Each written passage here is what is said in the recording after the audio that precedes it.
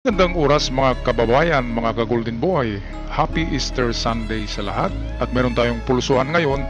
Ito ang survey ng Pulse Asia kung saan palagi nating nakikita na ang survey nila ay pumapabor sa mga DDS. Dito na ginagamit ng China at ng yaman ni Duterte. Ang bilyones ni Duterte ngayon ay ginagastos para diyan sa pagbayad ng survey company na yan, ang Pulse Asia at iba pang survey company na nagsusurvey ngayon nagsusurvey daw. Ngayon, marami ang naniniwala nito. Ito kasi ang style ng China, ang pagpalaganap ng propaganda na fake news. Fake news, ginagamit nila lahat, vloggers, mga trolls. Ngayon ay mga survey media na naman, survey company ng itong binabayaran katulad ng SWS at Pulse Asia. Kaya kung magtrabaho ang mga survey company na yan, doon talaga sila magtrabaho sa binayaran sila ng malaki. Narinig nyo ba mga kababayan na nagbabayad ang administrasyon ng Pulse Asia survey para pagandahin, pabanguhin ang pangalan ng gobyerno? Di ba hindi? Wala silang ginagamit na survey. Kaya ang gumagamit niyan, ang nagbabayad niyan ay of course ang kalabang partido. Wala nang iba kundi ang DDS. Ang pera na bilyones ni Sara Duterte at ni Digong ang binabayad diyan para ito'y tinatawag na targeted survey. Atin yan pag-usapan mamaya yung targeted survey. Atin muna panoorin ang balitang ito courtesy ng Net25. Bumulusok sa 17% ang trust at approval rating ni Pangulong Bongbong Marcos sa pinakahuling Pulse Asia survey. Sa pananaw po ng isang political analyst, malaki ang naging epekto kay PBBM ng ginawa pong pagpapaaresto kay dating Pangulong Duterte na sinundan pa ng investigasyon ng Senado kung saan nabunyag ang mga ginawang umano'y paglabag sa mga karapatan ng dating Pangulo. Itong mga media naman katulad nitong Net25 ay parang mga parot eh.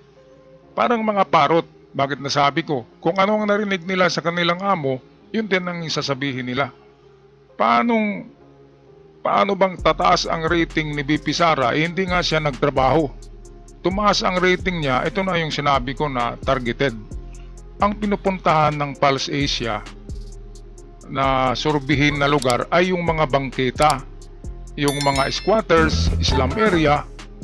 Yun ang pinupuntahan nila kasi yan na mga tao, ganyang klaseng mga tao ang madaling makuha sa propaganda, sa fake news ang mga utak. Pero punta sila dito sa atin, sa mga profesional, sa mga tapos ng kolehiyo, mga nagtatrabaho sa opisina. Meron ba kayong marinig na DDS? Di ba?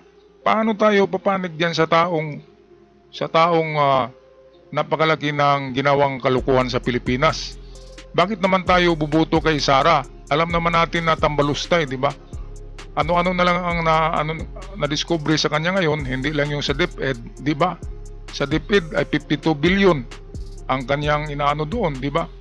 Sa Office of the Vice President ay ilan ba yun? 500 billion ba yun? Yung confidential fund. At hindi lang yan yung bubuksan ngayon ng mga bank accounts sa napipintong impeachment case ay bubuksan ni Trillanes. Pabuksan sa bangko ang lahat ng account. Kaya nabubunyag na yan, atin na yan binubunyag. Ngayon ang hindi lang maniniwala dito na itong mga Duterte ay talagang mga manluloko ay ang kanilang mga hardcore na followers na walang mga pinag-aralan. Yung hindi marunong mag-criticize. Totoo yan, masakit pakinggan yan, pero karamihan talaga kapag doon ka sa mga bangketa, sa palengke, sa sidewalk, doon ka magsurvey, mga DDS sila kasi mahirap sila, naghihirap sila. Akala nilang nagpahirap sa kanila ay presidente. Akala nila si PBBM kasi yun ang sabi ng mga trolls at vlogger. Nagugutom daw sila dahil mahal ang bigas. Kailan ba naman nagmumura ang bigas? Sa panahon ni Digong nagmura ba? Kaya yan ang katotohanan. Sa panahon ni Digong, ano ang buhay nila? Yung mga nagbibinta diyan sa sidewalk, sa palengke. Sa panahon ba ni Digong, mayaman kayo? Yan ang isipin nyo, hindi kayo mayaman. Kaya pagdating sa panahon ni PBBM, Kung ganyan pa rin ang inyong negosyo, ganyan pa rin ang inyong kayod, hindi nyo dinodoble ang kayod nyo, hindi talaga kayo yayaman. Kasi nasa tao lang ang pagyaman eh. Sobrang sinop, kayod ng kayod, triple ang kayod na kailangan ngayon para yumaman. Ako natutulog, 4 na araw lang ako na, mignat 4 na oras lang ako natulog sa 24 oras. 20 oras ako nagtatrabaho araw at gabi para makaipon. Yan ang katotohanan sa buhay ngayon mga kababayan, di ba? Kung tulog-tulugan mo lang yan, kung magtatrabaho ka lang ng 8 hours, 4 hours a day, ang kita mo dyan ay hanggang pagkain mo lang at hindi ka makakabili ng mga gusto mo. Hindi ka makapag-ipon. Yan ang katotohanan. Kaya targeted survey itong ginagawa ng Pulse Asia. Parang mga parot itong meron pang political analyst. Kung ako ang mag-analyze dyan ng political analyst, malaman nila na fake survey ang ginagawa ng Pulse Asia kasi binabayaran yan. Sino ba namang mag-survey ng libre, di ba? Iikutin mo ang buong Islam area, squatters area, sidewalks, palengke. Yun ang mga lugar ang pinupuntahan nila kasi mahihirap. Naghihirap ang mga tao. Ngayon, nakala ng mga tao na ang nagpahirap sa kanila ay gobyerno. Ay nako. Kayong mga DDS, kung naghihirap kayo, tingnan nyo ang inyong background. Kayo ba'y professional? Di ba? Kung professional kayo, nakapagtrabaho kayo ng opisina, sisweldo kayo ng above the average. At kapag sisweldo kayo ng above the average, hindi na kayo maghihirap, di ba? Ngayon, kung wala kayong tapos, bumagsak kayo sa pagiging tindiro, sa pagiging laborer, at ano-ano pang mababang klaseng trabaho, talagang mababa ang sweldo nyo, at talagang maghihirap kayo. Hindi kasalanan ng gobyerno yan. Kasi ang natin, ang dapat gawin nung mga bata pa tayo, sa mga bata nyo, dapat ang gawin nyo, pag-aralin nyo ng sakto, ng husto at makagraduate ng college, merong kurso, merong degree, para makapagtrabaho ng marangal, ang sweldo ay above the average. Yan ang katotohanan sa paghihirap ng Pilipinas dahil walang mga pinag-aralan. Hindi nag-aaral, namamayabas lang, nagtutungits, nagsusugal, kung ano-ano, nag-i-standby, nag-inuman lang, hanggang sa tumanda, nagiging laborer, ngayon nagkasakit, walang trabaho. Kaya anong nangyari? Gutom ang pamilya, nagpakalimos. Mabuti pa nga ang mga manlilimos, marami pang pera, di ba? Kaya yan, ang buhay ng mga mahihirap ay sila ang gumawa ng buhay na yan. Ako ay magaling din ako sa mahirap na pamilya, pero nakita ko na hindi pwedeng maging mahirap ako. Kaya kumakayod ako mga kababayan. 16 hours a day. Ang kayod ko minsan 20 hours a day. Matutulog ako, 2:00 na, alam nyo yan. Kasi nag-upload pa rin ako tuwing 1 o'clock, 2:00, nag-upload pa rin ako niyan ng mga video. Meron akong trabaho sa opisina. Sa gabi ako nag-edit ng mga videos. Kaya ganyan na klaseng pagsisino, pagsumikap ang gawin natin para sinso ang buhay. Hindi yung umaasa tayo sa gobyerno. Katulad ng mga DDS, nagutom lang, sisihin si PBBM, mahal daw ang bugas. Ang katotohanan, hindi sila nagtrabaho. Yan ang katotohanan diyan mga kababayan. Diba? Masakit pakinggan ang katotohanan. Balik tayo dito sa piking balita na ito. Karagdagang detalye sa report ni Mean Corvera. Siguro po yung baka may mga hindi pa po siya nagagawa po na mga projects na ng mga nakaraang zona niya, mga nabanggit niya, mga hindi pa po siguro na tapos or na uumpisahan. Siguro sana may magkaroon tayo ng seguridad sa pagkain kasi siyempre para sa atin din naman lahat yan. Sana sana sa susunod na magkaroon tayo ng ganong Sana yun din ang masikir ni BBM sa atin. Ayan, nakita niyo ba mga kababayan kung anong mga klasing tao ang nilapitan nitong survey? Targeted survey ito, ibig sabihin alam nila kung sinong mga klasing tao ang interviewin nila na ang isasagot ay digong, na ang isasagot ay pabor kay digong, pabor kay Duterte. Kasi itong walang mga pinag-aralan, hindi marunong mag-criticize yan. Kapag ano ang naririnig nila sa kanilang mga idol na mga vlogger, akala nila totoo. Di ba? Ay nako. Ako kung nagbablog ako galing sa mainstream media, mga totoong balita. Pero dito, ito ang hindi totoong balita. Itong Pulse Asia survey, survey lang naman kasi yan. At ang pinagbasihan nila sa survey ay 2,000 persons lang, 1,000 to 2,000 persons lang, kukuha na kagad sila ng resulta. Ilan ba tayo? 110 million tayo 112 yata. Million Pilipinos, tapos 2,000 lang katao ang pagbasihan nila na bumaba daw ang rating ni Marcos. Ang rating ni Marcos, ganito kahit na sabihin natin hindi ako maka-Marcos, ang rating ni Marcos ay nanatili yan, hindi tumaas, hindi bumaba. Pero ang rating ni VP Sara ay bumagsak. Dahil sa nandoon na lang siya sa dahig, hindi na nagtatrabaho ng 2 buwan, di ba? Siniswelduhan natin yan, mga kababayan, hindi nagtrabaho. Ang trabaho niya ay binibiran niya ang gobyerno. Sino bang nagpasweldo sa kanya? Di ba gobyerno? Tapos inaaway ni VP Sara ang gobyerno. Ganyan ba yung tataas ang trust rating? Anong tataas na trust rating yan? Meron ngang confidential fund na kaso niya, di ba? Nilulusta yung 500 billion. Mayroon pa sa DepEd, di ba? Nilulusta din niya. Bakit tataas ang kanyang trust rating? Nagnakaw na nga siya, nag-trust pa tayo. Kaya tayong dito sa ating channel, tayo'y community ng mga taong nakakaalam. Di ba, mga kababayan? Bakit mag-trust pa tayo kay VP Sara? Nagnakaw na nga. Grabe. Confidential fund, 500 to 600 billion. Grabe. Ang laki-laki, no? At mayroon pang mga secret accounts na galing sa mga benefactors nila na taga-China. Mga illegal na bank accounts na mabubuksan ngayong July, ngayong impeachment. Ngayon, diyan na mabubuking si Sara. Kaya sa July ay malalaman na ng taong bayan. April, May, June, July, malalaman na ng taong bayan ang pagkatao ng mga Duterte na yan. 52 billion pesos ang kanilang bank account, sabi ni Trillanes. Grabe, no? Grabe na pangungurakot.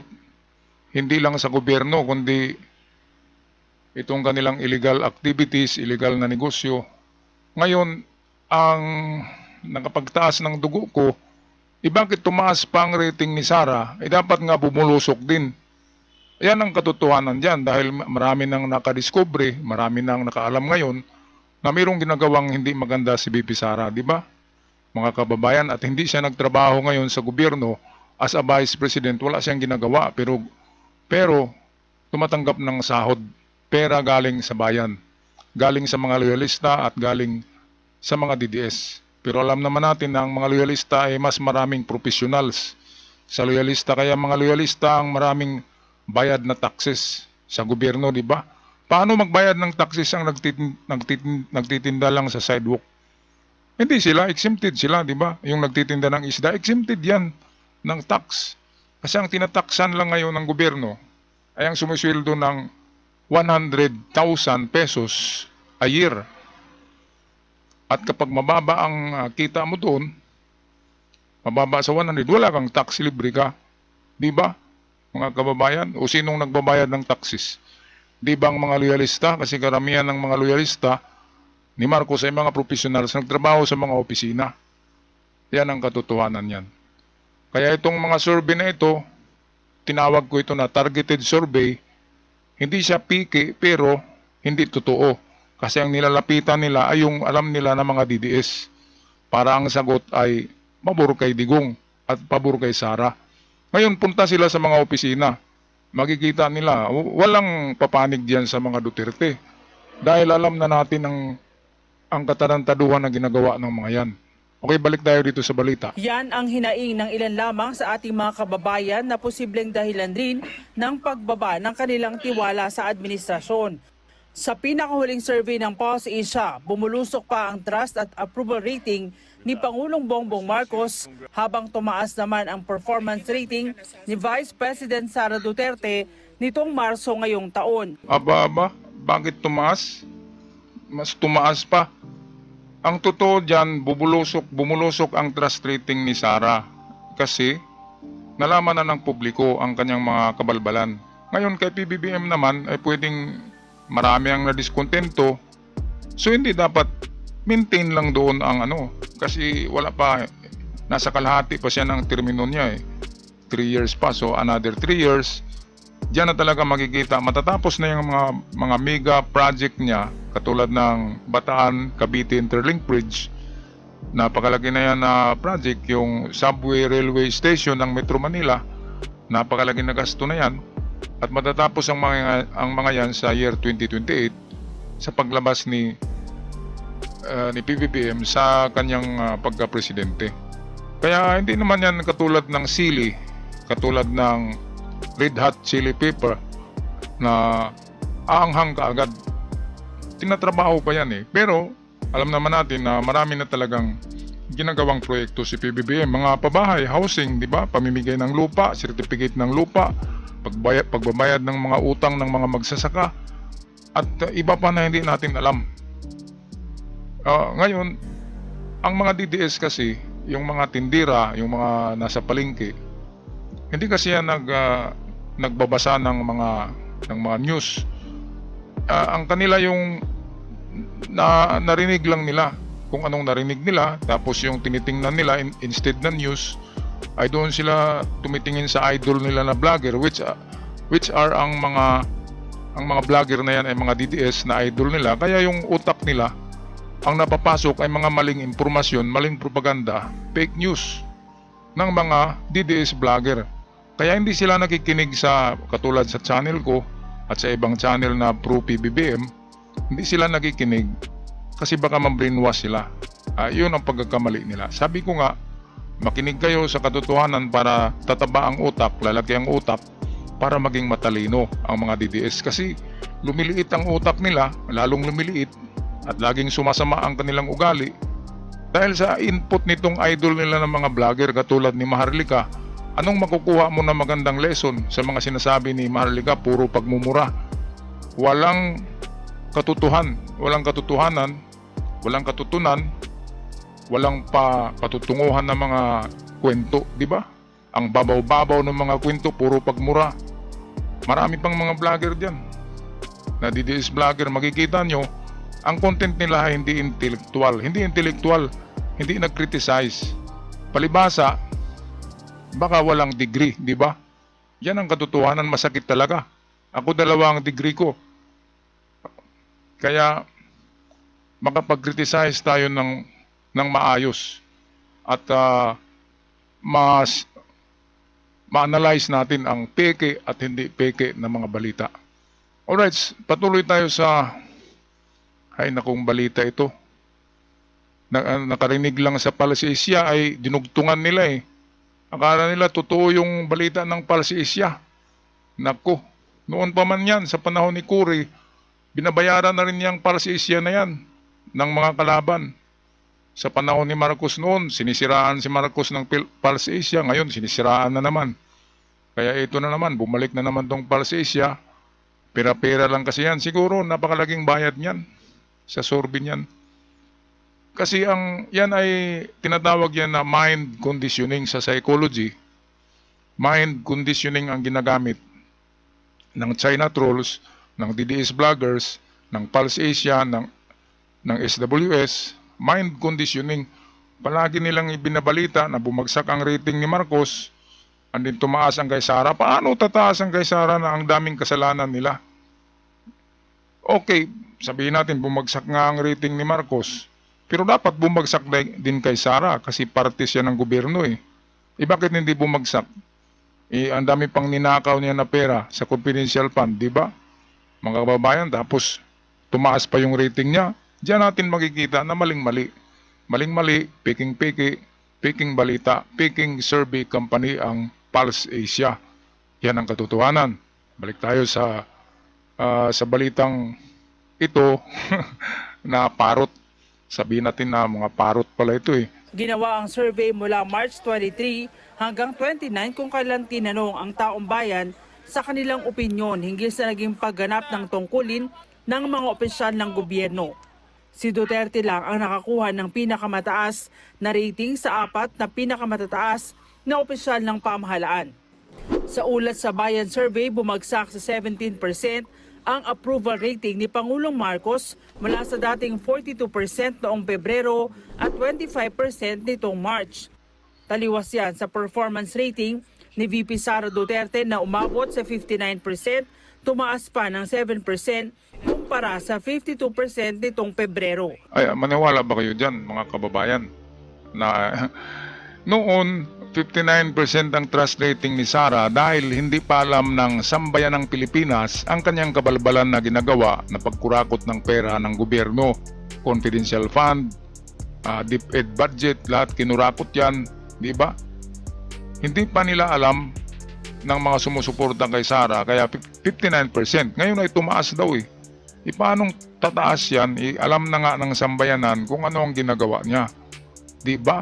Kaya dapat bubulusok din ang trust rating ni Sara, mas mababa ba kaysa trust rating ni PBBM. Yan ang klarong-klaro diyan na pag-analyze, mga kababayan, di ba? Ay nako. Kahit na sabihin natin hindi ako pabor kay PBBM. Okay nga. Sige, bumagsak ang kanyang trust rating ni PBBM. Pero dapat kasama din si Sara doon. At dahil sa mas maraming kasalanan na ginawa si Sara, so dapat mas mababa na porsyento ang ibigay kay Sara. Yan ang katotohanan dyan. Diba? Yung survey, dinagdagan na lang yun eh. Ang survey, dinagdagan na lang yun ng Pulse Asia. Sino ba namang magtitingin sa kanilang survey, diba? Kung anong ipalabas nila, yun, dinagdagan lang kung sinong pabor, kung saan sila pabor, diba? Kung sinong nagbayad sa kanila, doon talaga nila ipapabor ang bayad sa survey. Yan ang katotohanan yan, mga kababayan. Okay, tapusin natin ang video na ito. Itong mga ganitong klaseng video kasi ng mga balita na kung anong pinalabas ng Pulse Asia ay akala nila totoo, i-correct natin yan. Hindi yan totoo, yan ay targeted survey. Totoo na nag-survey sila pero targeted lang sa mga lugar na alam nila ng mga DDS. Doon sila sa mga mahihirap na tao para ang trust rating ng gobyerno ay mababa talaga doon sa mga mahihirap, kasi sasabihin ng mga mahihirap na tao na naghihirap pa rin kami sa panahon ni PBBM, so hindi niya na-solve ang problema namin. Yun nga ang problema. Paano masolve ang kayod nyo? 4 na oras lang kayo nagtrabaho sa isang araw, di ba? Kumita lang kayo ng 500, tigil na kayo sa trabaho, nagpahinga na kayo, di ba? Hindi ganyan. Hindi naman pwedeng ang gobyerno ang bubuhay sa mga tao, di ba? Tayo'y may problema rin ng ating gobyerno. Kaya nga sa Amerika, ang motto sa Amerika is people for the country, not country for the people. Yun ang motto nila na ang sambayanan ang magbigay para sa gobyerno, hindi ang gobyerno. Baliktad tayo eh. Baliktad sa Pilipinas, gusto natin na ang gobyerno bibigyan tayo ng ayuda palagi. Hindi ganyan. Sabi sa Biblia, di ba anong sabi ni Kristo? Galit si Kristo sa mga bigar.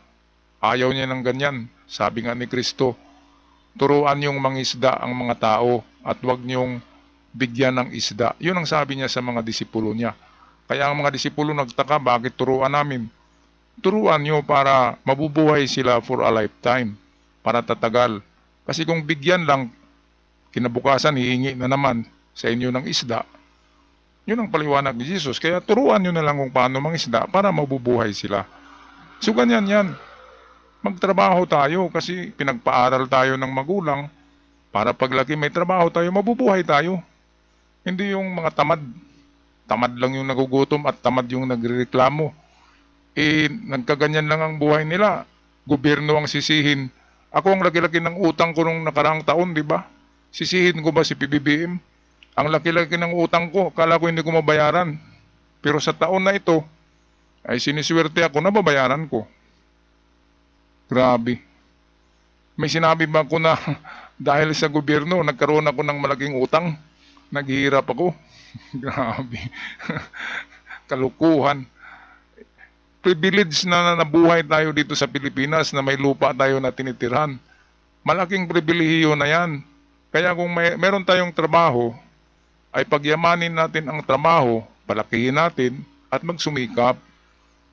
Sa mga DDS yan, alam ko naman ang mga loyalista, mga itong mga maka-Golden Boy na channel, alam ko na may mga trabaho ang lahat na narito. At magaganda ang trabaho nyo kasi karamihan nasa abroad. Yan ang sabi ko. Tayo ang gumagawa ng buhay, hindi ang gobyerno. Katarantaduhan yung sinisisi sa gobyerno. Ang gobyerno, maraming problema, lalo na ang WPS, di ba? Okay, so ito, matatapos na ang video na ito. Ito, pakinggan natin ha. Bukod kay Pangulong Bongbong Marcos, bumagsak rin ang approval rating ni na Senate President Francis Escudero at House Speaker Martin Romualdez. Si Escudero nakakuha ng approval rating na 39%, mas mababa pa ng 8% noong Pebrero, habang si Romualdez umabot na lang sa 14% ang approval rating.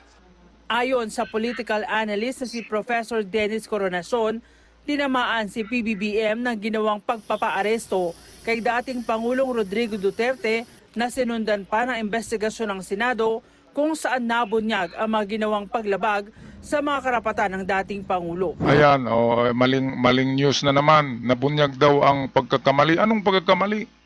Eksakto nga yung ginawa na ipadala doon sa dahig, kasi kung dito sa Pilipinas magkagulo-gulo. Magkagulo-gulo ang mga mag-aaway ang mga tao dito dahil kay digong. Kaya para patas, doon ipadala sa dahig. Yun ang pinaka-genius move, brilliant move. Ngayon ito nagbabalita naman dahil daw may ginagawang hindi maganda. Hindi ba maganda yung nakulong na yung demonyo? Hindi ba nakulong na yung mamamatay tao? Hindi ba yun maganda? Grabe naman. Tapos, approval rating bababa. Siyempre bababa kasi nga ang pinagtanungan ay mga DDS. Di ba mga kababayan, kung tayo ang pagtanungan, di okay lang, di ba, ang sabihin natin na approval rating. Ang Pulse Asia Survey ay hindi talaga yan ang kinakatawan ng buong sanlibutan ng buong Pilipinas. Dahil sa 2,000 katao lang ang pinagbasihan ng survey na yan. At meron tayong population na 111 million, di ba? Wala sa kalahati yan. 2,000 lang yan eh. 0.002 lang yan. Kaya hindi yan ang basihan na sabihin natin na mababa ang trust rating ng Pangulo. Nagtatrabaho si PBBM, kumakayod yan. Si BP Sara ay nagpahayahay lang sa dahig, di ba? Paano-ano lang siya doon, pangiti-ngiti lang, paano-ano lang, meeting-meeting lang, ano-ano lang sa mga fans niya doon, na mga DDS. Napakasarap ng buhay nila doon ni Ruben Padilla. Sabi nga ni Ruben Padilla, sarap ng buhay dito, libre lang. O di ba? Klarong-klaro hindi sila nagtatrabaho, lalo na si BP Sara. Instead na tulungan niya ang gobyerno, inaaway niya ang gobyerno. So anong purpose ng sweldo sa kanya, ang laki-laki? Di ba mga kababayan, dapat walang sweldo si BP Sara kung gano'n na, ang dami-daming absent niya eh. Kaya ito, final na final na analysis natin sa Pulse Asia survey na ito ay klarong-klaro na manipulated at targeted. Targeted meaning yung pinupuntahan nila ay mga DDS na mga lugar, di ba? Palengke, sidewalk, mga taong mahirap. Kaya ang sasabihin talaga na kaya kami naghihirap dahil sa gobyerno. Yan ang kanilang palaging sinasabi. Tayong mga matalino at mga professional, kapag naghihirap tayo, hindi natin sinisisi ang gobyerno eh. Sinisisi natin ang ating sarili dahil nagkamali tayo. Di ba? Meron tayong paa, kamay, mata, bibig, bakit hindi natin gamitin para tayo mabubuhay? At hindi tayo aasa sa mga ayuda sa gobyerno. Kaya bumaba ang trust rating ni Romualdez. Dahil si Romualdez ang in charge sa mga ayuda na yan eh. Ngayon kahit mga DDS binibigyan ni Romualdez eh. Tapos kung tanungin, doon pa rin sila bubuto kay Digong. Si Romualdez na nga nagbigay sa kanila ng mga akap-akap na yan, kung ano yan na mga di ba? Na mga ayuda. Grabe. Binigyan na nga ng titulo ng lupa na mga magsasaka, DDS pa rin. Ay naku Ginoo, Diyos ko. At paki-comment na lang mga kababayan sa inyong saloobin tungkol dito sa Pulse Asia survey na ito, na targeted survey, peke na survey. Kaya ako gumagawa ng video na ito na i-counter natin sa mga maling balita. Maling-mali na balita ito, hindi yan totoo, klarong-klaro. Hindi totoo mga kababayan. Alright, sa aking mga bagong bisita sa channel, Paki-subscribe ang ating channel, paki-share na rin. Malaking tulong sa akin at sa ating mga kababayan. Hanggang sa muli, I'll see you on our next video. Paalam!